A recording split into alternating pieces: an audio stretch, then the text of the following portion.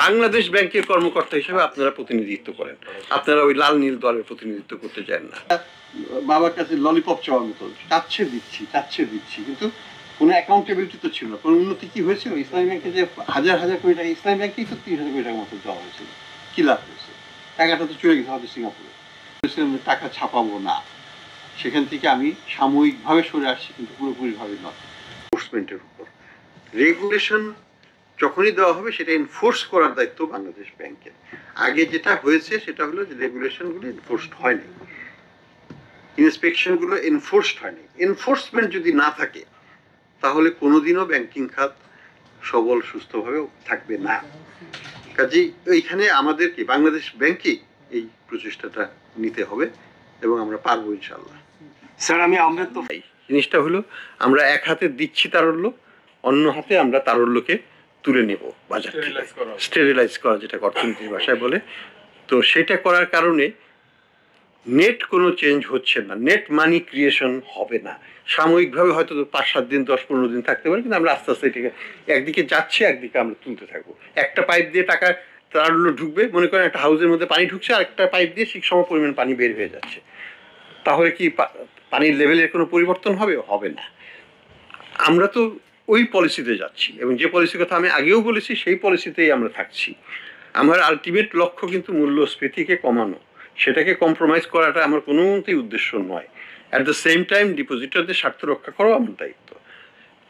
অবস্থান কি চেঞ্জ করতে হবে না? হ্যাঁ, সাময়িকভাবে আমি যদি 7 দিন আগে টাকা ছাপিয়ে 7 দিন পরে টাকাটা তুলে নেই, অসুবিধাটা কোথায়? আমি তো 2 কোটি রক্ষা করলাম, আমি আমার ডিপোজিটরের স্বার্থ রক্ষা করলাম, আমি আমার মনিটারি পলিসি ম্যানেজমেন্টকেও আমি ঠিক রাখলাম। এখানে কন্ট্রাডিকশনের কি আছে? হ্যাঁ, মানুষের মত অবস্থান কি পরিবর্তন হতে পারে না? অবশ্যই হতে পারে। আমি টাকা ছাপাবো না, এটা একটা স্টেটমেন্ট। আমি যেটা বলছি অন এ নেট বেসিস আমি কিন্তু টাকা বাড়াচ্ছি না, আমি নতুন টাকা দিয়ে পুরো টাকা তুলে নিচ্ছি। কোনো মব জাস্টিসে বিশ্বাস করি না। আমরা মনে করি, যেটা আমি ব্যক্তিগতভাবে মনে করি, আমি এখানে আমার স্বার্থ করার জন্য আসিনি। আমি যদি আমাকে কেউ চাপ দেয় আমি এই চাকরি ছেড়ে চলে যাব, কিন্তু আমি কম্প্রোমাইজ করবো না। আমি তাদেরকে বলেছি 3rd ফ্লোরে যদি কেউ আসে 3 জনের বেশি আমি এটা বরদাস্ত করবো না, এবং তারা আসে নাই, সে সম্মান দেখিয়েছে, 3 জনই এসেছিল, এবং তারা তাদের যা বলার আমার কাছে বলে গেছে, আমি শুনেছি। আমি যেটা ভালো সেটাই করব মাথা থেকে। আমি যে মাথাটা ঠিক করতে পারি, মাছকে ঠিক করা যায়। তো আমরা চেষ্টা করব সেইভাবেই। আমি যদি আজকে সরকার সব জায়গাতেই যদি ধরি, 15 বছরের সব কিছুকে কি আপনি উঠাইতে পারবেন? পারবেন না।